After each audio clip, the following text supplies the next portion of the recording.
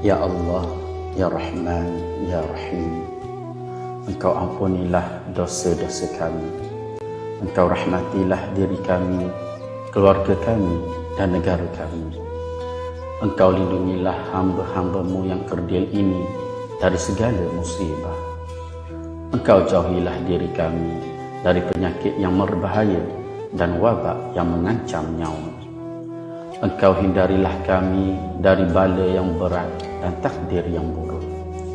Ya Allah, Ya Rahman, Ya Rahim, Engkau berilah kekuatan, kecekalan dan kesabaran kepada kami untuk menghadapi dugaanmu yang berat ini. Engkau tiupkanlah ketenangan dalam jiwa kami. Sesungguhnya setiap dugaan yang Engkau turunkan kepada kami, Ya Allah, tiadalah ia melainkan untuk meningkatkan ketakwaan dan keimanan kami kepadamu. Ya Allah, Ya Rahman, Ya Syafi, Engkau berilah kesembuhan kepada saudara-saudara kami yang dijangkiti wabak coronavirus walau di mana sahaja mereka berada. Sesungguhnya tiada penyakit yang tidak dapat Engkau sembuhkan, Ya Allah. Tiada mara bahaya yang tidak dapat Engkau jauhinya dari kami, Ya Allah. Kami bermohon kepadamu, Ya Allah, lindungilah kami, selamatkanlah kami, sejahterakanlah hidup kami.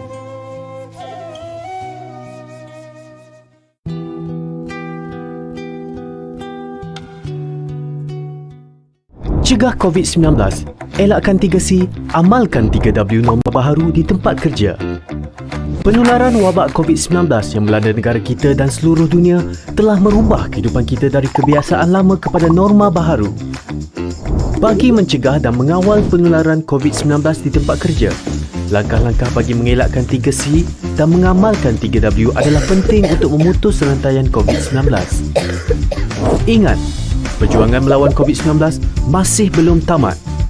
Elakkan 3C, iaitu crowded places, tempat sesak, seperti berada di ruang perhimpunan semasa roll call dan semasa makan di kantin.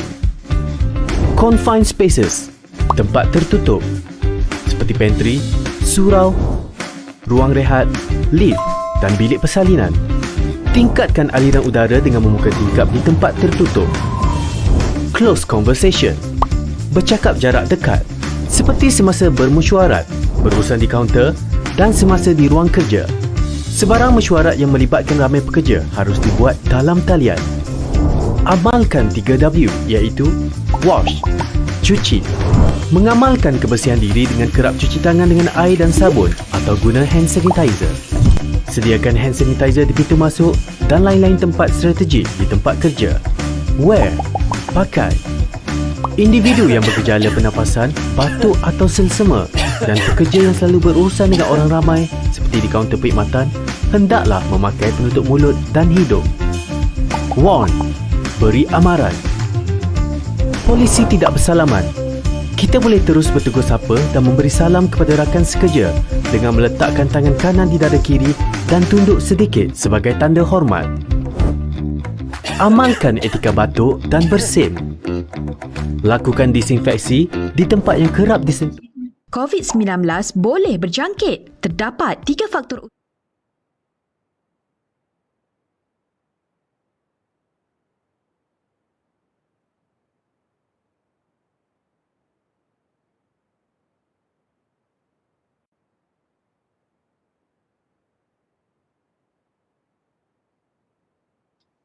Assalamualaikum warahmatullahi wabarakatuh dan salam sejahtera.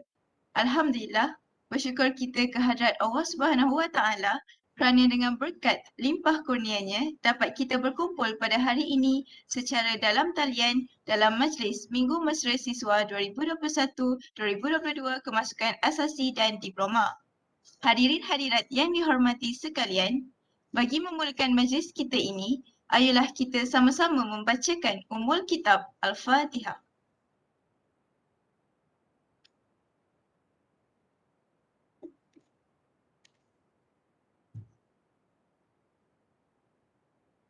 Amin amin ya rabbal alamin. Peringatan kepada mahasiswa-mahasiswi Di ruangan komen akan disediakan link kehadiran selepas 30 minit slot bermula. Justeru, mohon untuk mahasiswa-mahasiswi mengisi kehadiran tersebut. Sebelum saya meneruskan slot Minggu Mesra Siswa MMS pada pagi ini, saya Amni Syafiqah selaku urus setia dan setiausaha MMS pengambilan kedua akan menjadi pengacara anda pada pagi ini. Untuk pengetahuan mahasiswa sekalian, slot pada pagi ini merupakan sesi pengenalan MMS. Sesi pengenalan MMS ini akan dikendalikan oleh Presiden Majlis Perwakilan Pelajar iaitu Saudara Faris Firdaus. Dengan ini, Majlis mempersilakan Saudara Faris Firdaus untuk mengendalikan sesi pengenalan MMS ini.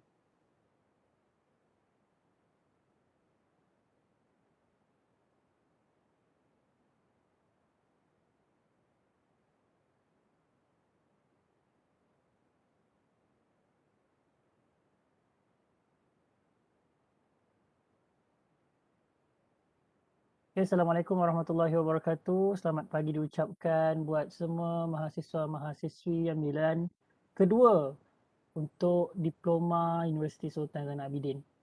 Kenalkan, saya Muhammad Faris Firoz bin Fauzi. Boleh panggil saya Faris, saya merupakan Presiden Majlis Perwakilan Pelajar UNIZA bagi sesi 2020-2021. Sebelum meneruskan taklimat kita pada hari ini, pertama kali saya nak ucapkan syabas dan tahniah buat adik-adik siswa dan siswi yang memilih dan dipilih untuk masuk ke Universiti Sultan Zainal Abidin atau lebih kita kenali sebagai UNIZA. Dan terima kasih juga kepada semua mahasiswa-mahasiswa yang ada kerana memilih UNIZA sebagai tempat untuk anda meneruskan sesi akademik anda dan meneruskan sesi untuk anda menimba ilmu.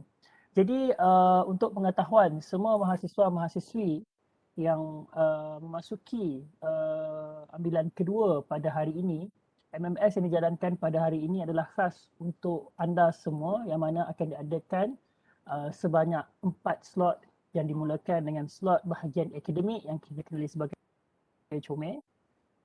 Seterusnya adalah berkenaan dengan pengajian teras, seterusnya berkenaan bendahari dan terakhir sekali adalah berkenaan kebajikan di bawah hal ehwal pelajar dan alumni. Jadi kita move kepada next slide.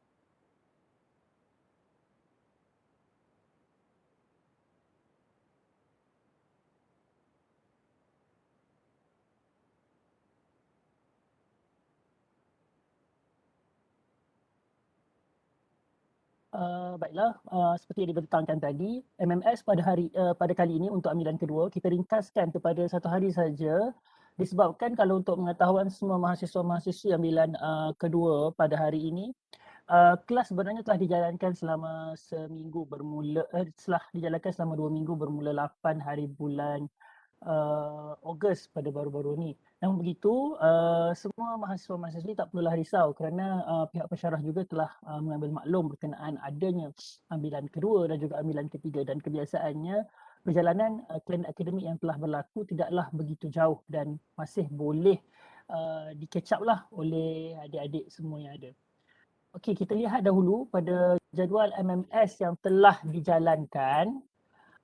Pertama sekali pada pagi ini adalah 8.30 pagi hingga 9 pagi kita mempunyai taklimat awal Minggu Mesra Siswa MMS yang saya sendiri akan handle.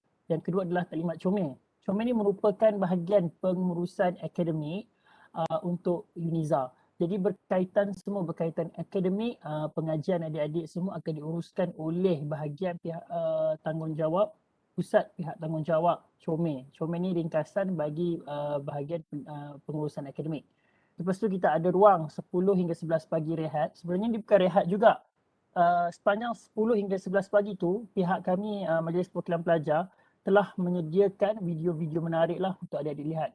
Video berkenaan latar belakang UNIZA, video berkenaan suasana UNIZA, video-video aktiviti yang dijalankan di UNIZA dan segala maklumat yang adik-adik perlu ketahuilah berkenaan dengan UNIZA.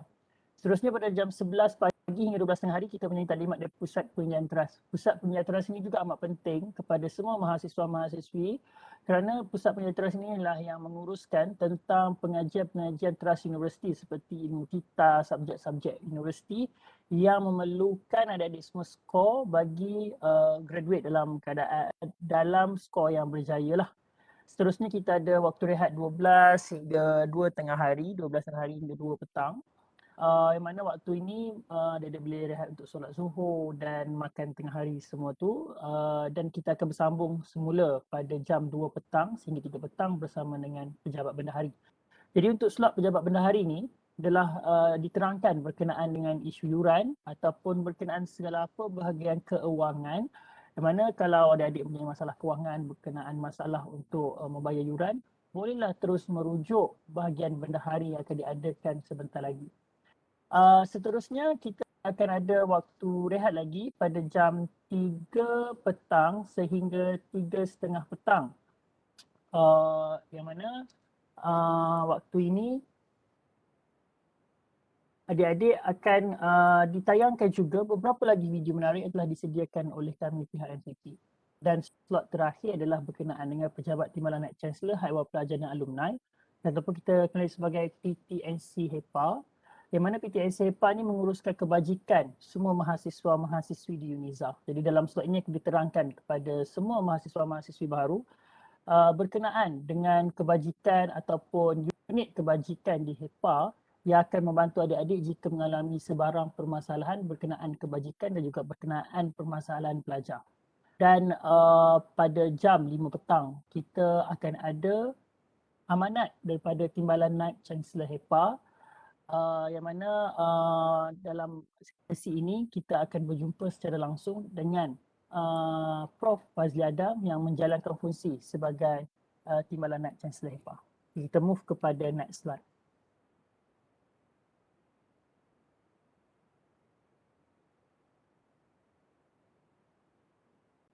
Baiklah, kita perkenalkan kepada pihak pengurusan tertinggi universiti di Universiti Sultan Zainal Abidin. Kalau lihat yang pertama ini merupakan Naib Chancellor UNIZA, iaitu yang berbahagia Ayahanda Profesor Datuk Dr. Hassan Basri bin Awang Madahan. Beliau merupakan Naib Chancellor UNIZA. Jadi insyaAllah jika rezeki kita dapat masuk pada bulan 10 nanti, Ayahanda sangat gemar berbasikal dalam kawasan UNIZA. Jadi jika adik-adik berpeluang berjumpa beliau, tegurlah beliau, dan beliau amat senang kalau adik-adik menegur beliau dengan perkataan Ayahanda. Beliau merupakan Datuk Naib Chancellor UNIZA sekarang dan beliau mempunyai kepakaran dalam bidang bahasa Arab dan juga bidang bahagian pendidikan agama Islam. Seterusnya kita mempunyai dua Timbalan Naib Chancellor HEPA. Sebenarnya di UNIZA kita mempunyai 3 peranan Naib Chancellor HEPA, iaitu Timbalan Naib Chancellor Akademik dan Antarabangsa, Timbalan Naib Chancellor Pendidikan dan Inovasi dan Timbalan Naib Chancellor Hal Ehwal Pelajar dan Alumni. Namun begitu pada penghujung bulan Jun, Timbalan Naib Chancellor Hal Ehwal Pelajar dan Alumni telah tamat tempoh perkhidmatannya. Jadi kalau kita lihat kat sini kita ada 2 Timbalan Naib Chancellor HEPA, Timbalan Naib Chancellor sekarang ataupun kita panggil TNC, iaitu pertama TNC AA, itu yang berbahagia Profesor Dr. Kamarul Shukri bin Awang Makteh. Beliau merupakan Timbalan Naib Chancellor AA yang berasal daripada Fakulti Contemporary Islam, dan beliau menguruskan hal-hal akademik dan juga hal-hal antarabangsa. Seterusnya kita mempunyai Timbalan Naib Chancellor Pendidikan dan Inovasi, iaitu yang berbahagia Profesor Dr. Fazli bin Adam. Beliau sekarang turut menjalankan fungsi sebagai Timbalan Naib Chancellor Hal Ehwal Pelajar dan Alumni sebelum kita mendapat pengganti baharu untuk Timbalan Naib Chancellor Hal Ehwal Pelajar dan Alumni. Kita move kepada next slide. Baiklah, kalau di setiap universiti kita mempunyai badan perwakilan pelajar, majlis perwakilan pelajar. Begitu juga dengan UNIZA. Fungsi majlis perwakilan pelajar atau ringkasannya MPP adalah untuk membantu setiap sudut berkenaan pengurusan pelajar. Seperti juga pada hari ini, kita mempunyai Majlis Perwakilan Pelajar yang menguruskan secara 100% Minggu Mesra Siswa untuk pengembangan asasi sains perubatan dan juga diploma. Termasuk juga MMS yang dijalankan untuk adik-adik second intake ini. Jadi Majlis Perwakilan Pelajar UNIZA pada kali ini diuruskan sendiri oleh saya selaku Presiden dan 15 lagi kabinet di bawah saya. Jadi visi untuk MPP pada kali ini adalah mahasiswa holistik penjana aspirasi negara dengan misi kami menyuarakan dan mengutamakan kebajikan mahasiswa.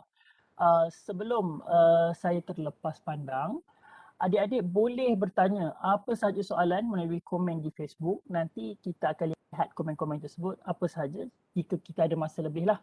Jadi kita move kepada next slide untuk kenalkan barisan Majlis Perwakilan Pelajar yang ada. Jadi Majlis Perwakilan Pelajar pada kali ini kita ada seramai 16 orang sahaja. Yang mana kita hanya ada 4 sahaja wanita, selebihnya adalah lelaki. Nanti kalau dapat mahasiswa-mahasiswa dapat masuk ke UNIZA nanti, insyaAllah lah anda semua akan bertemu dengan kami dan jika bertemu dengan saya tegur-tegurlah. Dan kami sangat amat senang hati jika anda semua sentiasa menghubungi kami untuk apa-apa masalah, apa-apa pertanyaan. Okey, baiklah kita move kepada next slide. Okey. Di UNIZA juga kita mempunyai satu lagi badan penghubungan pelajar iaitu Majlis Kolej Kediaman. Majlis Kolej Kediaman merupakan satu majlis yang akan menguruskan berkenaan dengan kolej kediaman yang ada di dalam kampus. Sebelum saya terlupa, untuk pengetahuan semua mahasiswa-mahasiswi baru, di UNIZA kita mempunyai 3 kampus. Pertama kita punya kampus induk di Gong Badak, kita panggil sebagai kampus Gong Badak. Yang kedua kita punya kampus di Tembila, kampus Besut. Yang mana kampus Besut punya 3 fakulti dan kita punya satu lagi kampus perubatan di Kuala Terengganu. Dan untuk pengetahuan semua mahasiswa-mahasiswi juga, UNIZA mempunyai 11 fakulti. 7 di kampus Gong Badak, kampus induk, 3 di kampus Besut dan 1 lagi di kampus perubatan. Baiklah kita move kepada next slide. Ini merupakan barisan Majlis Kolej Kediaman. Barisan Majlis Kolej Kediaman memang jumlahnya adalah tinggi disebabkan mereka perlu menguruskan setiap kolej kediaman yang ada di UNIZA yang menempatkan student sebanyak 7,000 pelajar. Jadi student UNIZA kebiasaannya jumlah kita adalah 10 ke 11,000 dan kita setakat ini dapat menempatkan 7,000 pelajar dan insyaAllah penempatan dalam kolej kediaman akan meningkat dari tahun ke tahun kerana penambahan unit-unit blok kolej kediaman yang ada terutama di kampus Besut. Baiklah kita move kepada next slide.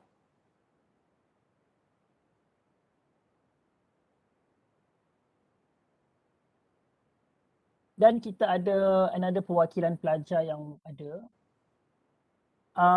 iaitu PPBU, Majlis Perwakilan Pelajar Badan Beruniform yang mana ini merupakan perwakilan pelajar bagi pelajar-pelajar core yang ada di UNIZA kita punya badan-badan core lah dan sekarang diploma pun kita ada badan-badan core yang ada, nanti akan ada slot khas untuk anda diterangkan berkenaan dengan badan-badan core yang ada.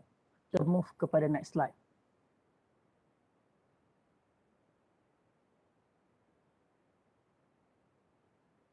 Baiklah, ini adalah barisan PPBU yang kita ada.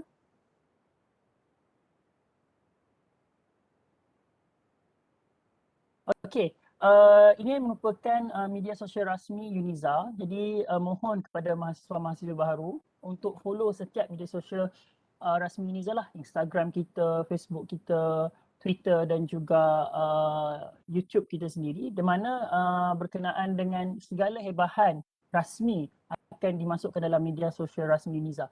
Dan saya mohon adik-adik untuk berhati-hati dalam setiap kita kata maklumat yang disampaikan. Pastikan maklumat itu sahih kerana banyak yang suka memanipulasikan maklumat-maklumat yang disampaikan.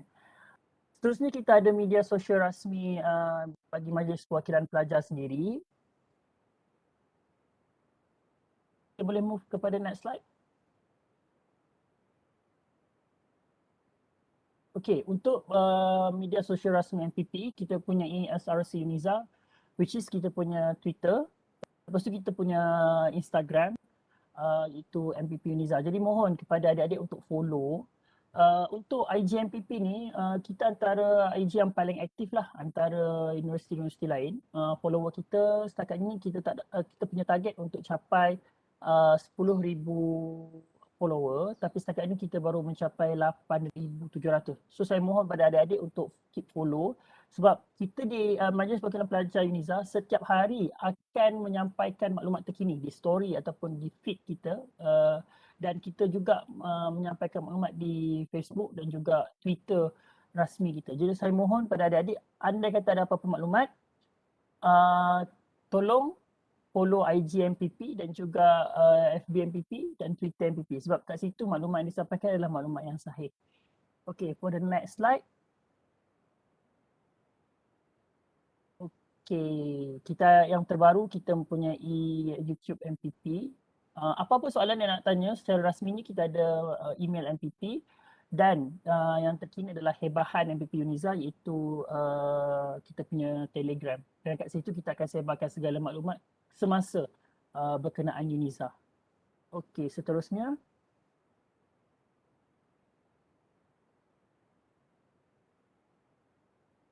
Okey, itu saja untuk penerangan pada kali ini. Jika adik-adik ada apa-apa jua soalan, kalau tak sempat dalam slot ni pun boleh tanya dalam grup tele yang telah kita sediakan, dan juga boleh bertanya secara personal, dan saya rasa mempunyai nombor phone setiap MPP ada. Kami amat mengalurkan sebarang pertanyaan, permasalahan yang ingin diajukan. Saya rasa itu sahaja untuk sesi taklimat pada pagi ini. Sekali lagi saya ucapkan selamat datang ke UNIZA, syabas dan tahniah. Moga adik-adik mencapai segala apa tujuan yang ingin diharapkan, dan ingat, kita datang ke universiti adalah niat untuk belajar dan juga niat untuk menggapai hasrat ibu bapa juga. So let's enjoy your learning. InsyaAllah pada bulan 10 nanti kita akan bertemu. Sekian sahaja daripada saya. Wassalamualaikum warahmatullahi wabarakatuh. Terima kasih diucapkan kepada Saudara Faris atas sesi pengenalan sebentar tadi. Seterusnya, slot diteruskan dengan sesi taklimat daripada pihak Pusat Pengurusan Kecemerlangan dan Inovasi Akademik. Untuk itu, kita akan mendengar taklimat daripada Dr. Nolia binti Muhammad, Timbalan Pengarah Bahagian Pengurusan dan Pembangunan Akademik. Dengan ini, majlis mempersilakan Dr. Nolia binti Muhammad untuk menyampaikan taklimat. Dipersilakan.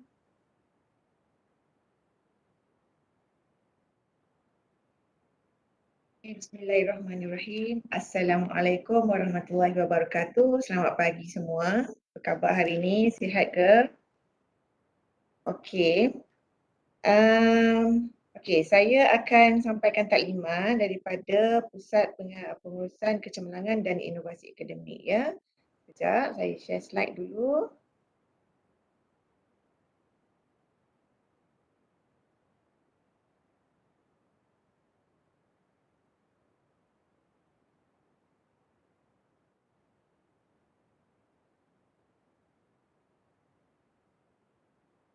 Okey. Alright, so saya akan sampaikan taklimat berkenaan dengan urusan akademik pelajar baharu asasi dan diploma, bagi sesi 2020-2021. Alright, so first kali kita daripada Comel ucapkan tahniah lah kepada semua pelajar, sama ada pelajar asasi ataupun diploma, atas kejayaan you untuk masuk ke universiti dan masuk IPTA dah sekarang ni. Okey, dan kami ucapkan selamat datanglah kepada semua pelajar walaupun you tak datang secara fizikal di kampus, tak datang ke UNIZA, tak datang Terengganu, tapi sekarang you dah dikira mendaftarlah, dah kira sebagai pelajar UNIZA. Okey. So kita punya pusat diketuai oleh Profesor Madya, Teknologis Dr. Syadiah Noor bin Syamsuddin. Ini kita punya pengarah lah. Okey. Sebagai pengenalan lah, Pusat Pengurusan Kecemerlangan dan Inovasi Akademik ada 3 bahagian utama. Yang pertama, bahagian pengurusan dan pembangunan akademik. Yang kedua, bahagian transformasi akademik. Dan yang ketiga, bahagian inovasi pendidikan. So, yang berkait secara langsung dengan you all semua ialah bahagian ni lah, bahagian pengurusan dan pembangunan akademik. dan juga bahagian inovasi pendidikan ni sikit lah. Okey, so kita tengoklah yang pertama bahagian pengurusan akademik. Bawah bahagian pengurusan akademik ni ada 4 seksyen. Okay, ada seksyen pentadbiran dan dasar, seksyen pengambilan dan kemasukan, okay, seksyen penjadualan, rekod dan pendaftaran khusus dan sekali seksyen peperiksaan dan penjajahan. Okay. Jadi 4 seksyen tadi tu dia akan menguruskan you all semua ni lah. Start daripada you all masuk, okay, dah ini dikira sebagai pengambilan lah, kemasukan belajar. Okay, dan seksyen tu juga akan menguruskan you punya pendaftaran khusus, okay, akan uruskan you punya jadual kuliah. Okay, and then at the end of semester ada peperiksaan, seksyen yang berkenaan jugalah akan uruskan hal peperiksaan sampailah you dah tamat pengajian nak combo. So bahagian pengurusan akademik tadi itulah yang akan membantu setiap pelajar start daripada masuk sampailah bergraduat. Okay, so tengok. Okay, yang pertama seksyen pentadbiran dan dasar. Okay, ada 4 seksyen tadi kan. Okay, seksyen pertama ialah seksyen pentadbiran dan dasar. So apa peranan seksyen ni? Ialah yang pertama berkaitan dengan peraturan akademik prasiswaza. So bila you masuk sebagai pelajar, you perlu tahu tentang buku peraturan akademik prasiswaza ni. Dalam buku ni lah segala berkaitan dengan peraturan-peraturan akademik, pendaftaran, macam mana nak guru khusus, macam mana nak peperiksaan, semua tu ada dalam peraturan akademik. Kat mana nak dapatkan peraturan akademik? Setiap pelajar perlu ada ya. Okay. Sepatutnya setiap pelajar perlu ada lah buku peraturan akademik ni. Kat mana nak dapat? You boleh pergi ke website Comel. Okay.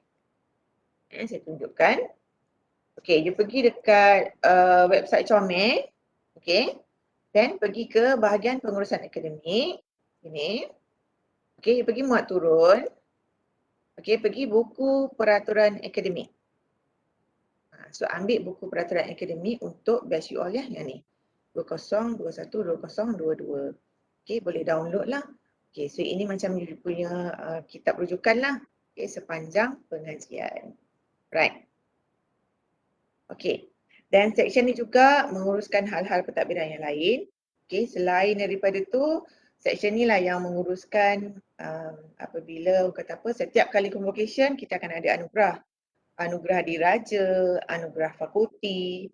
Jadi seksyen inilah yang akan menyelia tentang penganugerahan tersebut. Okay. Seksyen yang kedua, ini seksyen yang penting lah untuk you all, seksyen pengambilan dan kemasukan. Okay, seksyen ni lah yang menguruskan surat tawaran you all semua yang masuk kat sini kan, tentang rayuan you all semua tu.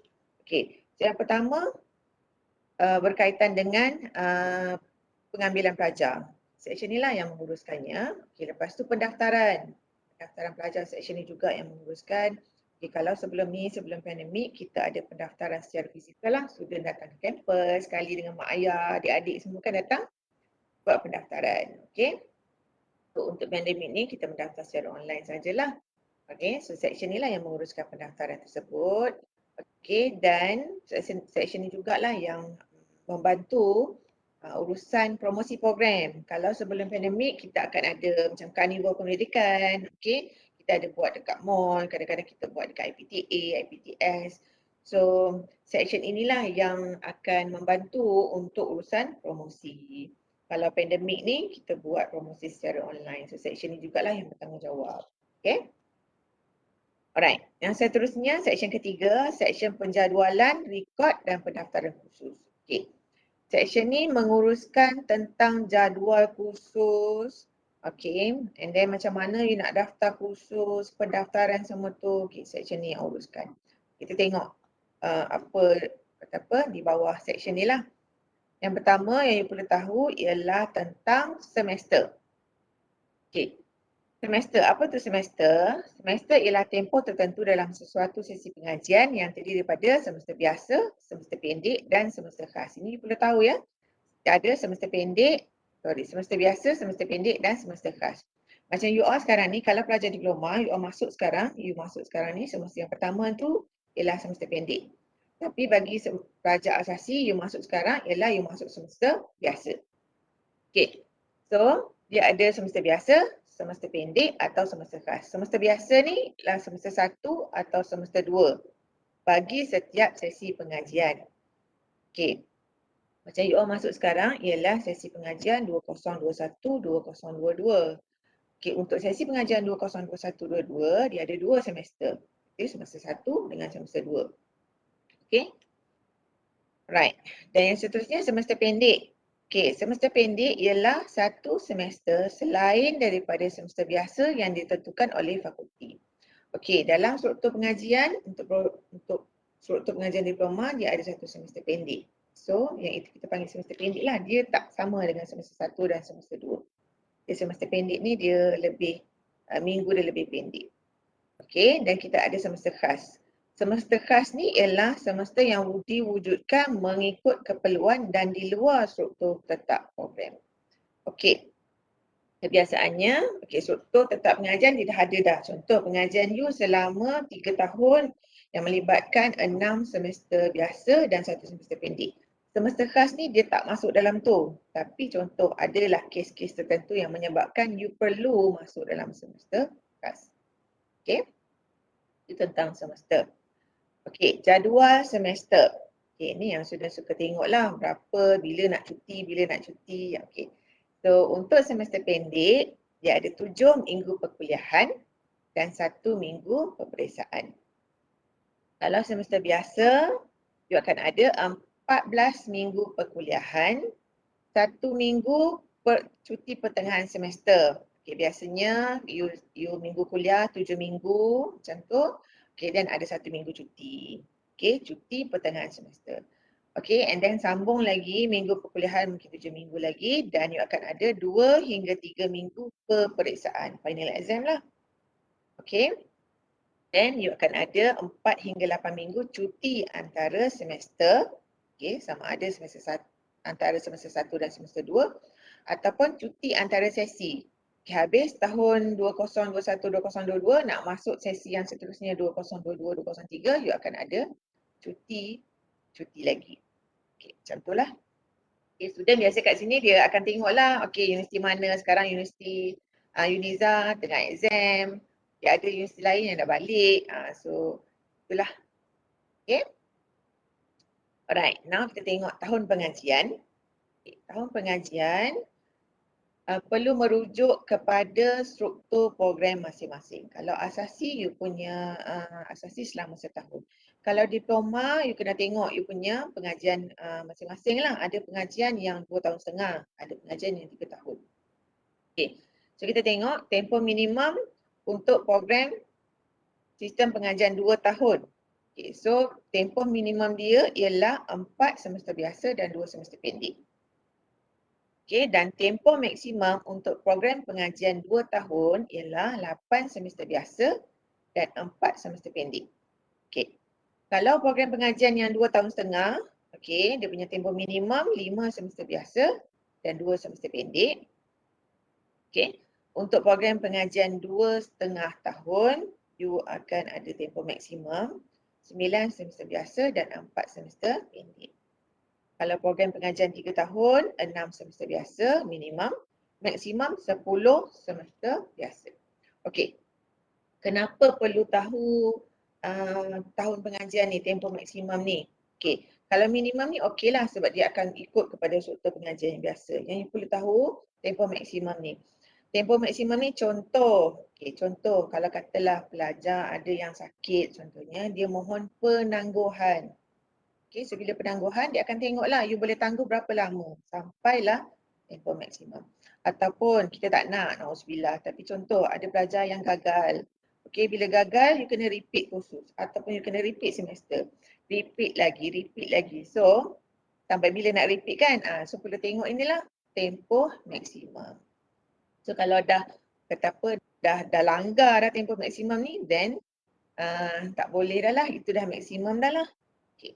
Right? Okey. Now kita tengok pendaftaran khusus. Okey, sebagai seorang pelajar, you perlu ingat, okey, pendaftaran khusus ni sangat penting. Okey, kena ingat every semester you perlu mendaftar khusus. Okey. Daftar khusus. Khusus tu apa? Khusus ni kalau masa you belajar dulu SPM ialah subjek lah. Okay, you ambil subjek apa. So macam kat sini you ambil kursus apa. Kita tak panggil, jaranglah kita panggil subjek, kita panggil kursus. Okay, so setiap semester apa yang you belajar, you perlu daftar. Kursus apa yang you nak ambil untuk semester tu, you perlu daftar. Okay, tak boleh just masuk kelas je without buat pendaftaran. Okay, kalau you masuk kelas je tapi you tak daftar kursus tu, you tak dikira sebagai pelajaran kursus tu. So nanti you tak boleh ambil final exam. Tak boleh ambil exam maksudnya you kena ulang semula kursus tu. Okay, now kita tengok. Okay, pendaftaran kursus pada minggu kelima semester pendek. Okay, you masuk sekarang ni, ini dah minggu keempat. Okay, you akan buat minggu kelima perlu buat pra pendaftaran kursus. Kalau semester biasa, you akan buat pra pendaftaran pada minggu ke-11 hingga minggu ke-12. Pra pendaftaran ni maksudnya apa? You buat pra pendaftaran untuk kursus semester hadapan. Okay, you buat pra pendaftaran untuk kursus semester hadapan. Okay, so semester ini you akan buat pra pendaftaran untuk semester hadapan. Kita panggil pra pendaftaran lah. Okay, and then pada minggu semasa, maksudnya SEM akan datang lah. Okay, minggu pertama hingga minggu kedua semester pendek ataupun minggu pertama hingga minggu kedua semester biasa, you perlu buat, semua pelajar perlu buat pengesahan. Tadi dah buat pra pendaftaran kan? Okay, so konon-kononnya macam okay, SEM depan you nak ambil kursus sekian, ada 5 kursus contoh. Bila sampai je semester semasa, you perlu sahkan, okay, confirm dah 5 kursus ni yang saya nak ambil. Katakanlah macam tiba-tiba you rasa macam tak nak ambil lah kursus ni, nak ambil kursus lain. Okay, then you boleh buat gugur ataupun tambah. Okay, bila dah buat gugur ataupun tambah, then kena sahkan. Perlu buat pengesahan. Okay. Then, minggu kedua hingga minggu ketujuh semester pendek ialah pendaftaran khusus lewat. Okay, contoh ya, selalu ada pelajar yang lupa nak buat pendaftaran khusus. Okay, lupa nak buat pra pendaftaran. Masa kat sini pun lupa juga nak buat pengesahan. Okay, boleh nak buat pendaftaran khusus. Tapi dah denda lah sebab you lupa. Okay, so pendaftaran khusus lewat denda 100 per kursus. Kalau you ambil 5 kursus dah 500. Okay, so kena beri perhatian lah yang ni.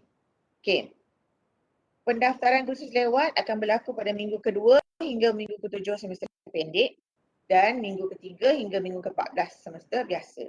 Okay, semester biasa tadi 14 minggu. So you boleh lah sampai minggu ke-14 tu masih boleh buat pendaftaran khusus. Tapi berdenda. Okay, kalau pelajar tidak mendaftar khusus, okay, ni yang saya kata tadi, tak daftar khusus, lupa ke ataupun terlepas pandang ke apa-apalah. Selepas 4 minggu dikira sebagai tarik diri daripada semester. Maksudnya you tak daftar semua kursus. You dikira sebagai tarik diri. Kalau 2 semester berturut-turut you tak mendaftar kursus, you dikira sebagai berhenti sendiri. Kira henti pengajian lah. Okay, so impact dia sangat besar ya. So beri perhatian lah. Harap pelajar semua beri perhatian lah dekat pendaftaran khusus. Okay, now kita tengok pendaftaran atas talian, pendaftaran khusus secara atas talian. So ini untuk you all semualah, bagi diploma dan juga diploma FSKF dengan Fakulti Perubatan. Okay, so minggu pertama dengan minggu kedua, ini untuk yang pelajar kemasukan biasalah. Minggu pertama dan minggu kedua dah buat pendaftaran. Okay, so you all masuk dekat minggu ke sini, 25 hingga 30. So you all semua perlu buat pendaftaran pada 25 hingga 30 hari bulan Ogos. Okay, mohon perhatiannya, you all semua perlu buat pendaftaran khusus sebab you kan pelajar yang second intake kan. So lambat sikit. So you perlu buat pendaftaran khusus pada 25 hingga 30 Ogos ini. Okay, selepas daripada 30 Ogos, you dikira kalau katalah terlupa, terlepas pandang ke apa ke, nanti dikira sebagai pendaftaran khusus lewat dan boleh dikenakan denda. So kita tak nak ada kes macam ni lah. Okay, so pelajar beri perhatian, mohon daftar khusus 25 hingga 30 hari bulan Ogos. Khusus apa yang you nak daftar, kat mana you nak daftar, daftar secara atas talian. Nanti you boleh masuk dalam portal pelajar, boleh daftar. Kursus apa yang you nak daftarkan, sebab you baru masuk ni tak tahu apa lagi kursus apa nak belajar SEM ni. Okey, yang itu akan ada taklimat bersama fakulti dan fakulti akan explain lah apa kursus apa yang you akan ambil pada semester ni. Okey. Alright.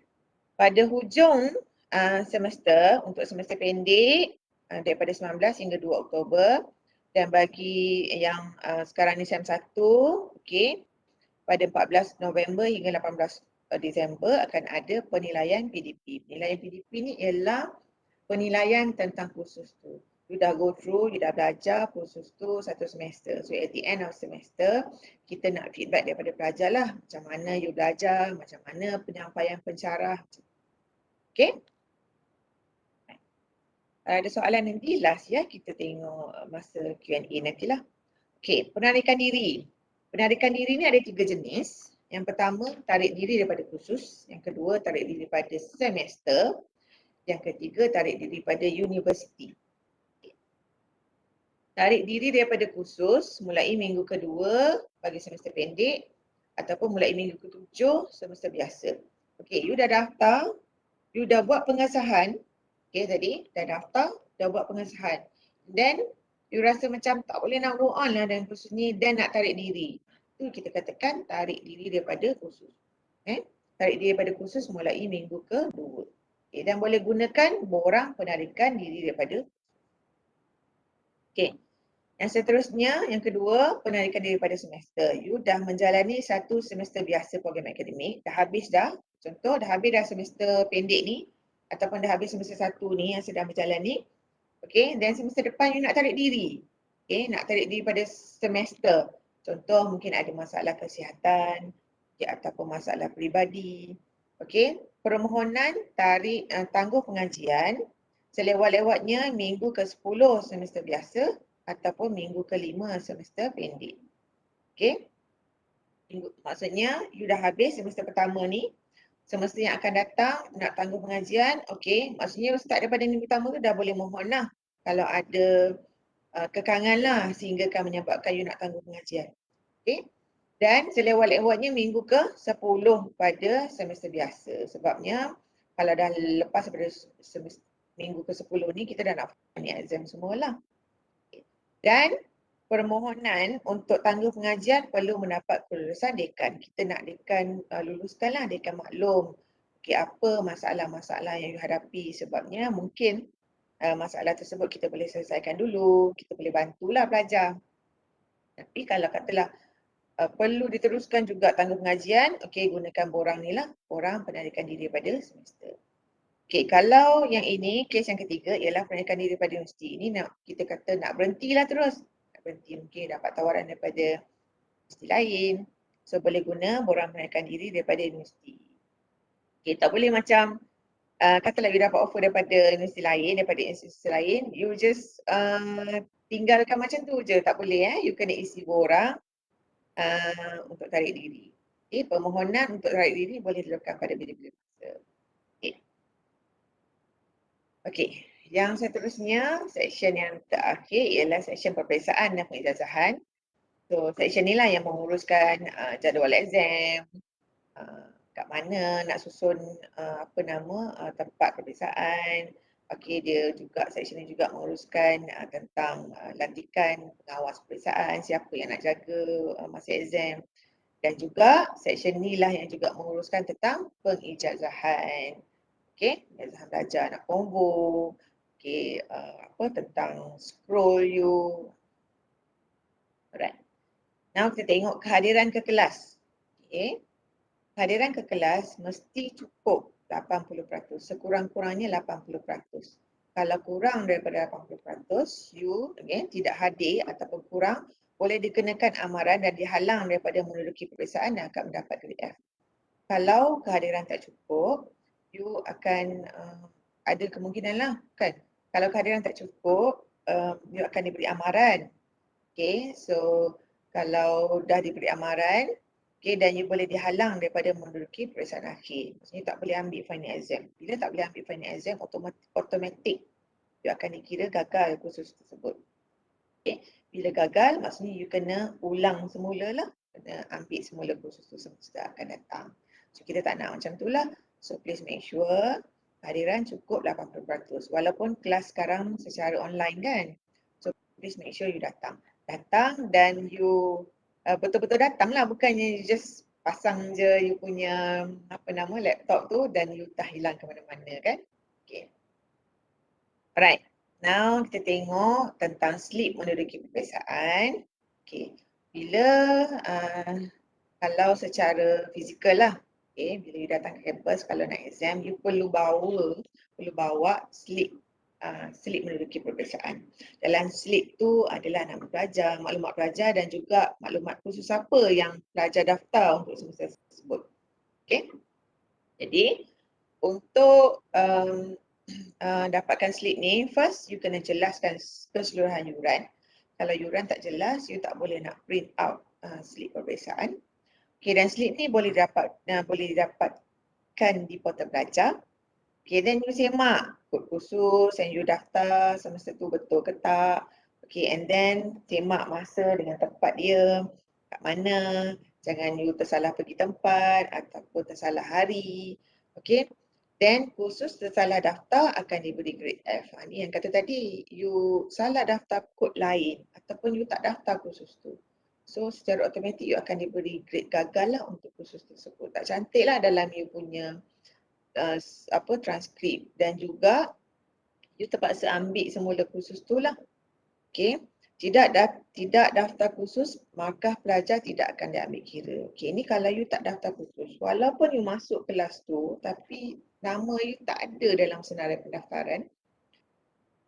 Walaupun you ambil quiz, you ambil exam, you buat assignment yang lecturer hantar, tapi nama you tak ada dalam pendaftaran khusus, itu tidak dikira sebagai maksudnya you tidak dikira sebagai mendaftar khusus tu. So markah-markah semua tidak akan dikira. Itulah. So impact dia besar kat situ lah. So hopefully you all semua beri perhatian sikit lah yang ni. Right? Okay. Okay, yang ini tentang kesalahan tata tertib. Okay, apa yang dikatakan kesalahan tata tertib? So kita cuba ingatkan lah supaya kata apa you tak terlibat dengan apa-apa kesalahan tata tertib. Okay, InsyaAllah you all semua ni baik-baik lah kan. So pesan dulu. Okay. Membawa atau merujuk barang terlarang kecuali dibenarkan. Okay, ini masa exam lah. Okay, ada yang bawa toyol ke, so tak boleh. Okay, melainkan lecturer tu kata, okay, open books, then you boleh bawa lah. Okay, menipu atau cuba untuk menipu semasa exam. Tak boleh, nak meniru tak boleh. Okay, ini standard lah, mana-mana exam pun tak boleh tiru kan. Okay, meminta atau memberi pertolongan semasa peperiksaan. You tolong kawan, tak boleh. You minta tolong kawan pun tak boleh. Okay. Menggunakan telefon bimbit atau alat perhubungan lain jika peperiksaan dilewat. Tak boleh guna telefon bimbit. Tak boleh lah. Okay. Dan juga lagiat. Lagiat ni meniru lah. Okay. So itu adalah kesalahan tata tertib akademik. Okay. Hukuman tata tertib. Okay. Pelajar boleh dikenakan amaran lah kalau didapati bersalah. Okay, melanggar peraturan akademik tadi. Pertama, pelajar boleh dikenakan amaran. Ataupun pelajar boleh dikenakan denda. Ataupun pelajar boleh dilarang daripada mana-mana bahagian atau bahagian-bahagian tertentu universiti dalam tempoh yang ditetapkan. Okay. Ataupun pelajar mungkin digantung daripada menjadi seorang pelajar universiti bagi tempoh yang ditetapkan. Maksudnya you kena gantung 1 semester ataupun gantung 2 semester. Ataupun boleh dipecat daripada universiti. Dan hukuman ini dia bukannya maksudnya you akan diberi amaran dulu, lepas tu beri denda dulu, tidak. Dia mungkin terus pergi kepada digantung daripada menjadi seorang pelajar. Dia boleh terus pergi ke sini bergantung kepada kesalahan yang dilakukan tu lah. Okay, so insyaAllah you all semua baik-baik ni, takkan terlibat dengan apa salah seginilah. Okay. Alright. Okay, ini kita cerita tentang PNGK. Okay. Right. Kalau masih SPM dulu, you kira A, B, C. Macam tu kan, sama juga kat sini. Okay, yang ini kita penilaian PNGK ni, kalau lulus, Okay, PNGK 2.0 ke atas. Okay, kalau lulus bersyarat, okay, PNGK 1.7 hingga 1.99. Okay, kalau you dapat PNGK kurang daripada 1.7, dikira gagal dan diberhentikan. Maksudnya bila you habis semester, okay, kita akan you akan dapat you punya, kita panggil biasa sudah panggil CPA lah. Okay, so tengok daripada CPA you tu, okay, kalau you 2 point ke atas, you lulus. Kalau 1.7 hingga 1.99, lulus bersyarat. Kalau kurang daripada itu, boleh dikira gagal dan diberhentikan. Okay, gagal, okay, diberhentikan ni dia ada case dia lah. Okay, kalau PNGK less than 1.7, automatic you akan dikira gagal dan diberhentikan. Ataupun 3 kali gagal kursus wajib yang sama.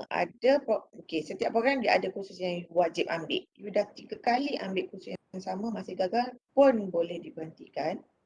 Okay, ataupun you dapat, okay, ada pelajar yang lulus bersyarat. Okay, dia punya result at the end of semester, dia dapat lulus bersyarat. Yang ni, lulus bersyarat 1.7 hingga 1.99, 2 semester berturut-turut. Okay, 2 semester berturut-turut dapat lulus bersyarat pun boleh diberhentikan.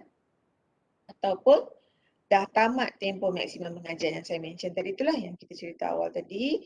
Tamat tempoh, dah habis dah, langgar habis dah ni, langgar habis dah. So boleh juga diberhentikan. So kes-kes diberhentikan lah. Right. Okay. Now kita tengok sekatan ke atas pelajar yang belum menjelaskan hutang. Okay. Tengok sekatan-sekatan yang macam mana yang boleh dikenakan. Okay. Yang pertama ialah sekatan semasa mendaftar kursus. Okay. So katalah untuk semester ni, you perlu settlekan yuran semester ini. Okey, bila nak mendaftar kursus, okey, you boleh buat pra-pendaftaran. Okey, untuk semester hadapan, kalau katalah yuran semester ini belum selesai, you tak boleh nak buat pendaftaran untuk semester hadapan. Okey. So perlu settlekan lah. Okey. Yang pertama tadi, sekatan semasa daftar kursus. Okey, semak hutang. Kalau katalah tengok ada baki hutang ke tak. Kalau tak ada, then you boleh daftar seperti biasa. Tapi kalau ada hutang, you perlu jelaskan hutang. Okey, tapi kita faham dalam keadaan sekarang mungkin ada pelajar yang tidak mampu. Okey, pelajar kalau pelajar mampu, then jelaskan hutang, then you boleh mendaftar seperti biasa. Tapi adalah, katakanlah macam you memang ada masalah kewangan, sila rujuk kepada fakulti. Okay, rujuk kepada fakulti macam mana cara nak selesaikan, dan fakulti akan bawa rayuan ke Jawatankuasa Yuran Universiti, dan kita akan consider lah. Okay, kalau katalah kes you memang perlu dibantu, okay, dan adalah dia punya keputusan-keputusan, dan baru seterusnya you boleh mendaftar kursus. So ingatlah, kita bukanlah macam kata apa tak ada toleransi, okay, tapi kita nak tengok juga kes-kes yang macam mana yang kita perlu bantu. Okay. So rujuk kepada fakulti lah kalau ada masalah kewangan. Alright. Sekatan juga boleh, maksudnya universiti akan buat juga sekatan bila semasa slip menduduki peperiksaan. Maksudnya bila you nak exam, okay, you perlu printkan slip menduduki peperiksaan. So kalau katalah masih ada hutang, you perlu jelaskan hutang dulu baru boleh cetak slip peperiksaan. Okay. Right. Yang seterusnya, sekatan slip keputusan peperiksaan. Katalah bila semester apabila result keluar, then you masih lagi belum menjelaskan hutang, dan you punya keputusan boleh juga disekat lah. Okay. So itu cerita tentang sekatan yang kita buat. Okay, kenapa ada sekatan-sekatan ni? Kita nak make sure pelajar menjelaskan yuran lah. Okay, sebabnya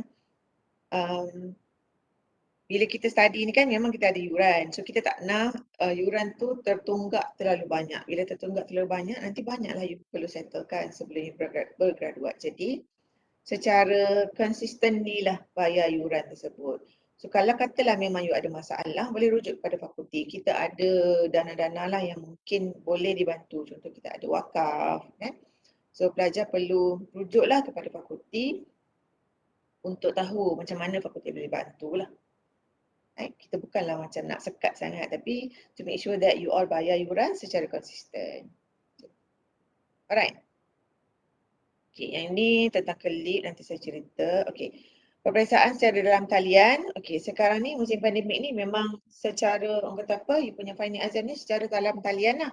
Okay, kita akan gunakan platform Kelip. Okay, www.kelip.unisa.edu.my. Okay. Okay, saya nak cerita tentang ni, pengijazahan. Okay, dah habis pengajian, dah tamat dah pengajian. Okay, you akan dapat ijazah lah, kita kata sama ada diploma ataupun nanti ijazah sarjana muda. So dia ada dia punya kelas dia, kesetaraan dia kelas. Okey, contoh kalau dapat 2.0 hingga 2.32, kita, kelas dia ialah kelas kepujian lah. Kalau 2.33 hingga 2.99, dia dikira sebagai kepujian kelas 2 bawah. 3.0 hingga 3.66, kepujian kelas 2 atas. Dan kalau dapat 3.67, PNGK 3.67 hingga 4, pelajar dikira sebagai mendapat kepujian kelas pertama, kelas 1. Okay, so kita nak semua pelajar kita dapat yang ni lah kalau boleh, insyaAllah. Alright. Okay, so yang itu saya dah ceritakan tentang bahagian pengurusan dan pembangunan akademik. Okay, now kita masuk sedikit tentang bahagian inovasi pendidikan. Okay, yang ni tadi yang saya kata ada 4 section tadi tu, bermula daripada you all masuk, daftar kursus, okay, lepas tu ada exam, lepas tu sampai pengijazahan. Semua diuruskan oleh bahagian pengurusan dan pembangunan akademik. Okay. Now kita tengok bahagian inovasi pendidikan. Okay. Yang berkait secara langsung dengan pelajar ialah tentang LMS ni. Okay, Learning Management System. Okay. Kita dah, pandemik ni dah almost 2 years dah. So, walaupun daripada SPM dulu pun dah belajar secara online kan. Kita memang dah tak ada, masa sekarang lah memang kita ada kekangan untuk belajar secara face to face dan semuanya berlaku secara online sekarang. Okay, so di Uniza kita ada learning management system. Okay, which is yang kita kenali sebagai Kelip. Okay, so sebagai pelajar Uniza, you perlu tahulah, memang wajib tahu tentang Kelip ni. Kelip ni ialah satu platform lah, kita punya platform. Okay, which is Knowledge and E-Learning Integrated Platform. Kita panggil dia Kelip. Okay. So, sebagai pelajar, you perlu tahu kat mana nak login Kelip ni. Masuk kat sini, kelip.uniza.edu.my. Okay, masuk dekat website ini. And then, you boleh pilih, okay, you perlu pilih fakulti mana, you under fakulti mana. Okay, pilihlah. Kalau katalah you daripada fakulti Contemporary Islam, okay, pilih fakulti ni. Katalah you daripada fakulti perubatan, okay, pilih FP. Okay, kalau asasi, you perlu pergi, ada kat sini. Okay, kalau contoh you daripada FIK, Fakulti Informatik dan Komputeran, okay, pilih. Dia ada website yang tersendirilah. Okay, then you akan masuk kepada website you sendiri. Okay, contohnya macam ni lah, dia akan pergi ke page yang ini. Then you perlu masuk, login dengan, login menggunakan you punya password, you punya username dan password. Mana nak dapatkan username dengan password ni, yang ini akan diberikan oleh kita punya BPIR lah, kita punya pusat yang menguruskan tentang sistem ni. Okay. Nanti you akan login menggunakan you punya portal pelajar tu yang akan dapat info inilah. Alright. Okay, so apa yang ada dekat dalam Kelip ni yang ini. Okay, ini dia punya paparan lah. Okay, so you akan ada contoh-contoh macam ni lah. Okay, boleh tengoklah my course ni. Okay, masuk kat sini. So untuk first time, you perlu search dululah. Okay, sini ya.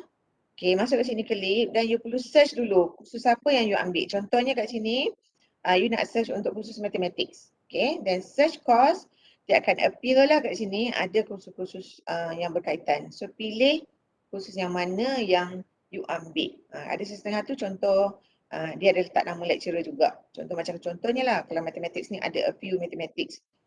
Okay, pilih lecturer yang berkaitan lah, yang ajar you all semua tu. Okay, and then pergi ke enrollment. Okay, enroll lah. Okay, ada setengah pensyarah dia letakkan enrollment key So persyarat akan bagilah dia punya enrollment key tu, you kena key in dan you boleh enroll, you boleh masuk dalam kursus tersebut. Okay. Okay. So apa yang dekat dalam kelip tu? Dalam kelip tu kita katakan semualah macam contoh lecturer akan letak nota kat dalam tu ataupun video-video yang berkaitan, okay, ataupun you boleh ada juga assignment, lecturer letak assignment kat situ, you perlu submit assignment dalam kelip tu ataupun lecturer buat quiz. So final exam, so, semua dekat dalam kelip tersebut. So, you perlu tahu pula ya. Alright.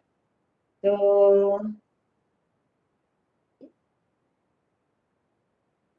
saya tunjuk sekejap berkenaan dengan kelip ni. Okey, yang inilah tadi Okey, you perlu masuk dekat kelip.uniza.edu.my. Okey, and then contoh macam saya daripada fakulti bio. Okey, ni fakulti biosimik ni. So saya login kat sini lah, klik kat sini. Alright. And then you boleh search lah, search course apa yang you nak cari tadi tu. Okey. So bila you dah enroll, you akan nampak lah dekat sini you punya course-course yang you dah daftar lah. Contoh macam saya ni ada beberapa course lah yang under my subject lah. Right? Okay. So last sekali pesanan lah sebagai pesanan. First daripada Martin Luther, if you can't fly then run. If you can't run then walk. Kalau tak boleh lari then jalan. Kalau tak boleh jalan then merangkak. But whatever you do, you have to keep moving. Walaupun kata apa macam-macam masalah yang hadapi, just keep moving. Okay, walaupun slow. Okay, jangan takut jatuh kerana yang tidak pernah memanjat lah yang tidak pernah jatuh. So kita kena kata apa? Panjatlah. Kalau tak panjat, kita tak tahu kan apa yang berada di belakang sana. Okay, kecantikan yang abadi terletak pada keelokan adab dan ketinggian ilmu seseorang. Bukan terletak pada wajah dan pakaiannya. So sebagai pelajar, betapa pelajar universiti kan, so dikira sebagai pelajar yang bijak pandai. Yang penting, kata apa, adab tu jangan tinggal lah. Adab, okay, penting. Dan tuntutlah ilmu di saat kamu miskin, ia akan menjadi hartamu. Saat kamu kaya, ia akan menjadi perhiasan. Okay, insyaAllah semua belajar kat sini baik-baik. So kita open lah jika ada Q&A daripada pelajar. Okay. Terima kasih semua. Terima kasih diucapkan kepada Dr. Nolia atas penyampaian taklimat sebentar tadi. Seterusnya kita beralih ke sesi soal jawab. Soalan pertama ialah pendaftaran semester semasa minggu pertama dan kedua tu maksudnya kalau pelajar masuk kelas, adakah pelajar kena daftar? Dipersilakan Dr. Nolia untuk menjawab soalan tersebut. Okey, sekarang ni you masuk ni dah minggu ke-3, minggu ke-4 you masuk So bila you masuk ni, you perlu mendaftar. Dia bukan automatik maksudnya you masuk kelas, you terus daftar, tak. Tapi buat masa sekarang, you boleh masuk kelas dulu. Okay, so nanti pelajar semua akan diberi jadual. So you masuk kelas, okay, dan pada masa yang sama, you perlu buat pendaftaran sehingga 30 hari bulan. Tak bermaksud masa you tak daftar khusus lagi, tak masuk kelas. Jangan macam tu, you perlu masuk kelas. Masuk kelas dan pendaftaran tu berlaku seiring. Bukannya kena daftar, wajib daftar dulu. Tak daftar tak boleh masuk. Okay, so from time to time, lecturer juga akan bagi makluman lah.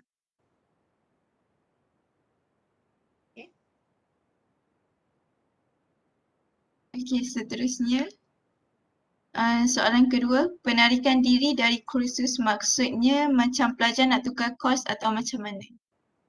Ya, okey. Dia sepatutnya penarikan diri daripada kursus ni, you dah daftar dan you dah buat pengesahan. Okey, dah daftar, dah buat pengesahan, dah belajar, and then suddenly you rasa macam tak kena dengan jiwa ke apalah, you nak gugurkan kursus tu. So itu yang dikatakan tarik diri daripada kursus. Kalau katalah okay, you nak tukar kos, you dah buat pra-pendaftaran, okay, and then pada masuk semester yang semasa, minggu pertama dan minggu kedua, you boleh gugur, you boleh tambah kursus baru. masa tu kita tak kira dia sebagai tarik diri lagi ya. Maksudnya dia you nak add subjek baru, you nak gugurkan yang mana yang you rasa tak sesuai. Okay, masa tu boleh lagi. Okay, then bila you dah buat pengesahan, once you dah buat pengesahan je, okay, you dah kira mendaftar dah kursus tu, dah go through lecture semua, then tarik diri. Maksudnya you tak nak ambil kursus tu, itu dikira sebagai tarik diri. Dan dia tak boleh simply you nak tarik diri kursus tu, you nak daftar kursus lain. Tak boleh simply macam tu. Sebab bila nak daftar kursus baru, konon-kononnya you nak gantikan kursus yang tarik diri tadi tu, you dah dikira masa tu dah minggu ke-5 contohnya. Minggu ke-5 tu dah dikira sebagai, kalau nak daftar kursus baru, dah kira daftar kursus berdenda lah. So, pelajar perlu kata apa, buat persiapan awal-awal. Masa pra-pendaftaran tu, okay, contoh semester ni, you dah tahu dah semester depan nak ambil kursus apa. Dah buat pra-pendaftaran.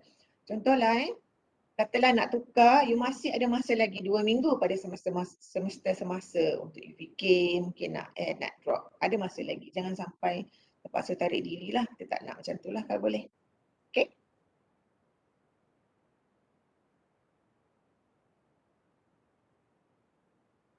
Seterusnya, soalan ketiga. Kalau pelajar tarik diri daripada mana-mana kos, adakah sebarang pembayaran akan dikenakan? Tak ada pembayaran.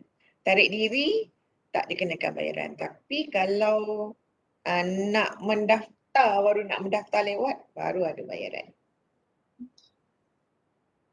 Okay, soalan seterusnya. Adakah student akan diberikan email EDU? Ya, pelajar semua akan dapat email EDU dan yang itu akan diuruskan oleh PPIR lah. Yang menguruskan sistem, yang akan dapat melalui pelajar. Dan semua pelajar perlu ada email pelajar lah yang ada EDU tu lah. So, dengan EDU tu lah saya faham lah macam pelajar boleh dapat kata apa, certain access, boleh download kata apa, software-software macam tu lah kan. So, akan ada. Setiap pelajar perlu ada.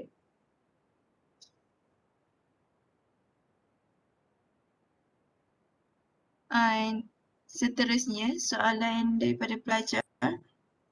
Kelip bila boleh start masuk?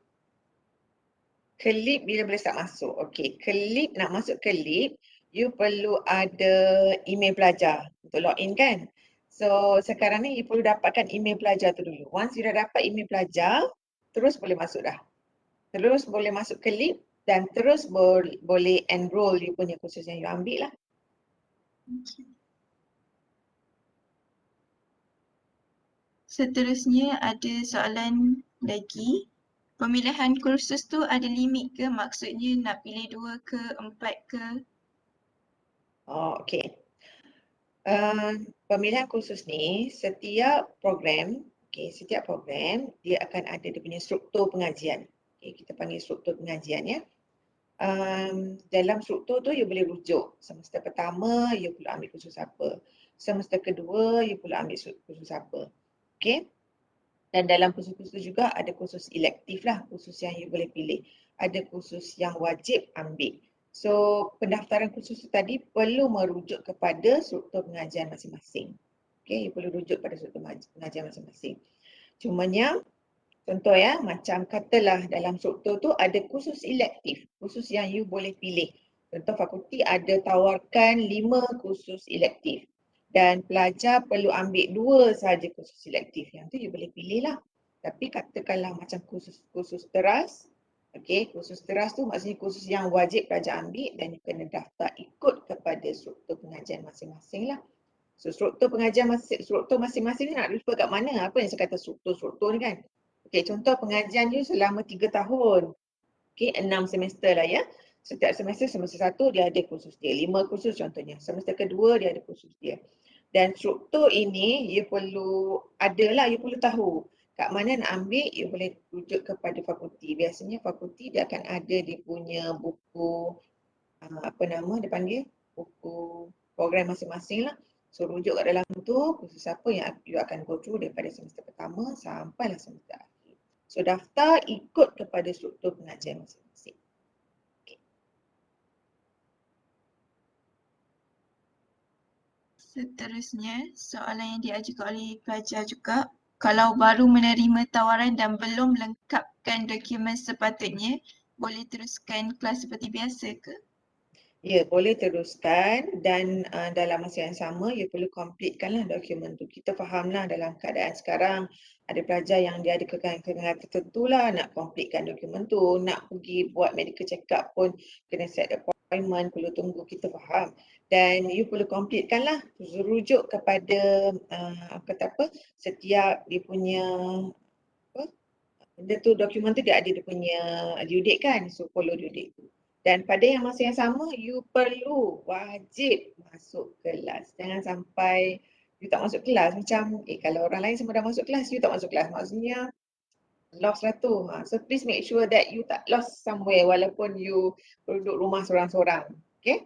So, keep update lah. Kita kan ada group Telegram, group WhatsApp, semua tu. So, keep yourself update with all the info.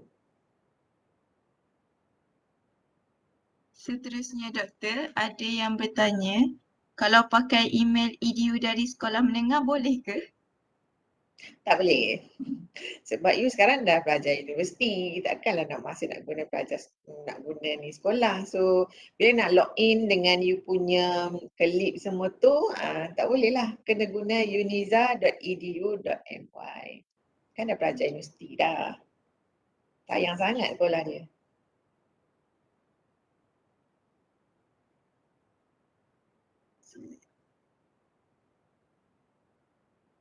Okay, seterusnya mungkin doktor dah bagi tahu tadi tapi ada yang bertanya, kat mana nak daftar kursus?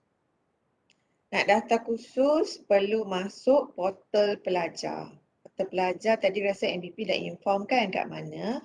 You masuk dalam portal pelajar, dia akan adalah bahagian pendaftaran kursus. So, you follow kat situ. Okay. Nak masuk portal pelajar kena ada email pelajar lah yang uniza.edu.my. So please make sure you dapat email tu dulu. Kalau tak ada email Uniza tu masalah, you nak login kat sini tak boleh, nak login kat sini tak boleh. So dapatkan yang tu. Okay, then boleh masuk portal belajar, daftaran portal belajar. Okay. Okay, baik. Saya kira setakat itu sahaja soalan-soalan mahasiswa yang diajukan di ruangan komen. Sekiranya soalan mahasiswa-mahasiswi terlepas pandang, bolehlah diajukan terus pada bahagian pengurusan kecemerlangan dan inovasi akademik. Ribuan terima kasih sekali lagi diucapkan kepada Dr. Nurlia atas taklimat beliau itu tadi dan diharapkan mahasiswa-mahasiswi mendapat input dan mengingati pesanan yang disampaikan oleh Dr. Nurlia semasa taklimat sebentar tadi.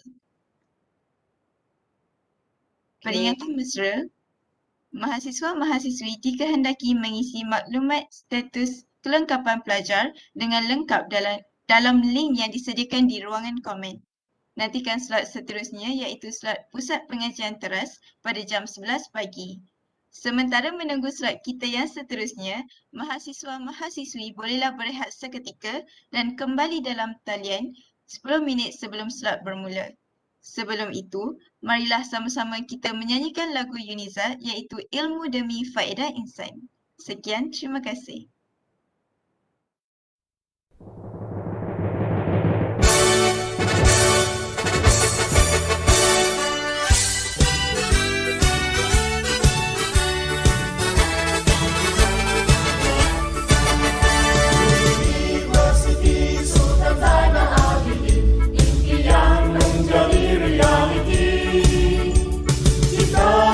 Agungan tamadun gemilang demi bangsa dan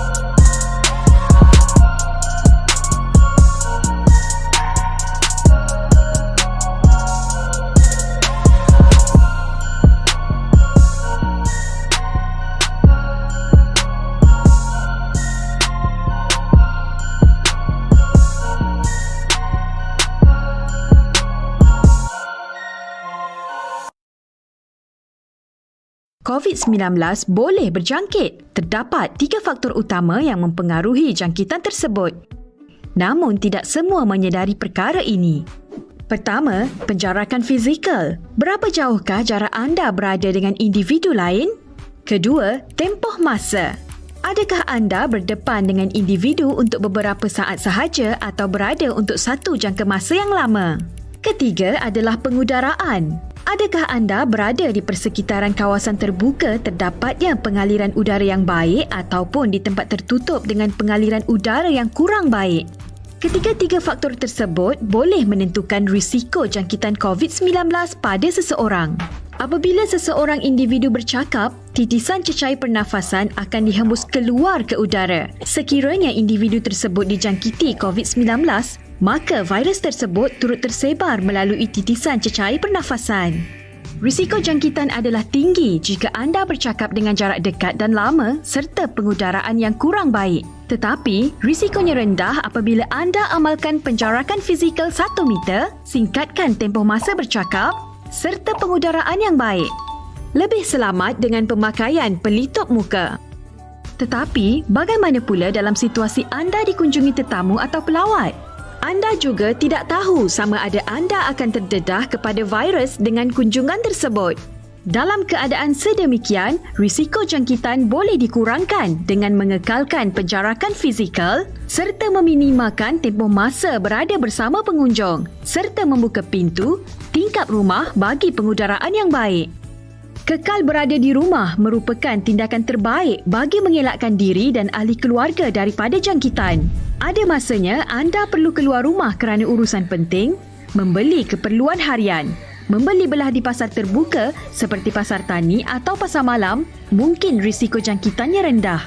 Tetapi, berbual atau berada lama dan dekat dengan orang lain boleh meningkatkan risiko jangkitan. Tambahan pula apabila membeli belah secara berkerumun tanpa penjarakan fizikal walaupun memakai pelitup muka. Bagaimana pula di pasar tertutup atau pasar raya? Sama ada di pasar terbuka atau tertutup, anda boleh mengurangkan risiko jangkitan dengan memastikan penjarakan fizikal setiap masa, memakai pelitup muka dan beredar dengan kadar segera. Penggunaan lift tidak dapat dielakkan di bangunan tinggi. Ada masanya disebabkan tempoh menunggu yang lama, orang ramai akan bersesak masuk ke dalam lift. Ruang yang sempit, tiada penjarakan serta pengudaraan yang tidak baik menjadikan lift sebagai tempat berisiko tinggi untuk dijangkiti. Oleh itu, mematuhi peraturan yang ditetapkan dengan mengekalkan penjarakan fizikal dengan jumlah 4 orang atau mengikut saiz lift, memakai pelitup muka dan tidak bersembang antara satu sama lain. Penggunaan tangga atau eskalator adalah lebih baik. Ramai juga yang bersikap mengambil mudah semasa berada di tempat kerja. Kita beranggapan positif bahawa tiada risiko jangkitan kerana yang di sekeliling kita adalah rakan yang kita kenali. Kita rasa selamat. Tidak memakai pelitup muka, tiada penjarakan fizikal semasa bermesyuarat, bersembang dekat dan lama berdamping dengan mereka juga boleh meningkatkan risiko jangkitan. Kita tidak tahu pergerakan mereka di luar waktu kerja. Mungkin mereka dijangkiti dan berisiko untuk merebakkan jangkitan di tempat kerja. Adalah lebih selamat kita sentiasa mengambil sikap berwaspada dan mengamalkan penjarakan fizikal, tidak bersembang dekat dan memakai pelitup muka. Menghadiri majlis keramaian atau sosial merupakan tindakan yang boleh meningkatkan risiko jangkitan. Dalam keadaan itu, amat sukar untuk mengelakkan tetamu bersembang dekat dan mengekalkan jarak fizikal. Kejadian jangkitan berkelompok atau beramai-ramai berlaku di majlis seperti ini. Bagaimanakah anda boleh mengelakkan risiko jangkitan dalam keadaan begini? Keputusan terbaik adalah tidak menganjur atau menghadiri majlis keramaian. Beriadah di taman rekreasi tidak semestinya berisiko dengan persekitaran pengudaraan yang baik. Walaupun tidak diwajibkan memakai pelitup muka semasa beriadah, penjarakan fizikal harus diamalkan. Apa yang penting, risiko jangkitan boleh dielak atau dikurangkan sekiranya kita sentiasa mengambil langkah-langkah pencegahan di mana sahaja kita berada. Bersama-sama kita putuskan rantaian penularan COVID-19.